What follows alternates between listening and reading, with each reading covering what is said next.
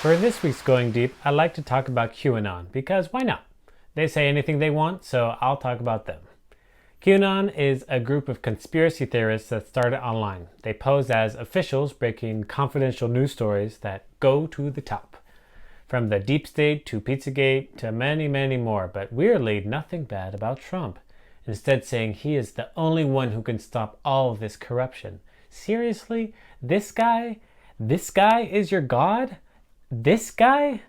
The guy who puts on way too much bronzer, calls his daughter voluptuous and favorably compares her to porn stars, who locks up kids in cages, tanked the economy, bundled the coronavirus response, has 400 ongoing lawsuits with the ACLU, had 25 women come forward regarding sexual misconduct, has a history of misbehavior towards women, owned Miss America pageants, has been called unfit for office by at least 2 of his family members, and of course there's the pandering to Nazis, supporting pedophiles, partying with sex traffickers, the unapologetic nepotism, the fear-mongering, the race-baiting, the cult of violence, the obstruction of justice, the bankruptcy, the ineptitude, admitting to downplaying the coronavirus in February, the discreditation of media outlets. I mean, the guy is the poster child for corruption. You say, drain the swamp, but your guy is the swamp.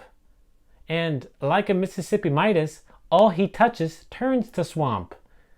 I mean, his own party is running attack ads on him. What's scary here is not that there's political disagreement.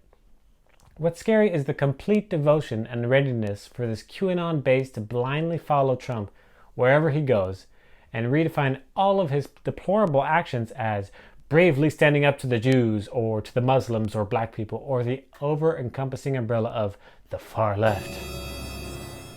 And this would be kind of expected as a fringe movement because, hey, there's always going to be extremists, but this is not just a small movement. It's coming to the big stage. A Colorado congressional hopeful just won the Republican primary seat, and she's sympathetic to QAnon. Also, look at her website. I mean, isn't that exactly what do you expect from what little I told you about her so far? And more than that, there have been instances at the RNC where QAnon was taking center stage. Flags, t-shirts, hidden messages, take a look.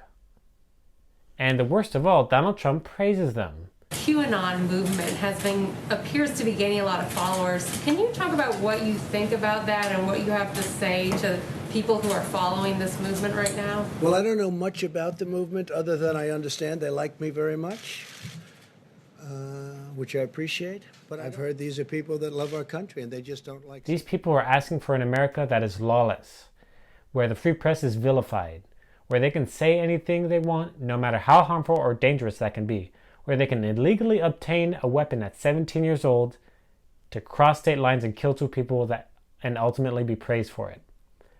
Donald Trump's campaign recently let out this message. No, this is your America, and QAnon is the fruit of your actions and will probably be your legacy. What will QAnon say about the devastating fires in California? That it's good for the economy? How will they spin the new revelations that Trump downplayed the virus and knew it was a threat as soon as February, even though that was when he was still calling it a hoax? My bet is they'll probably call him a hero for it because they're far too deep into their Stockholm Syndrome.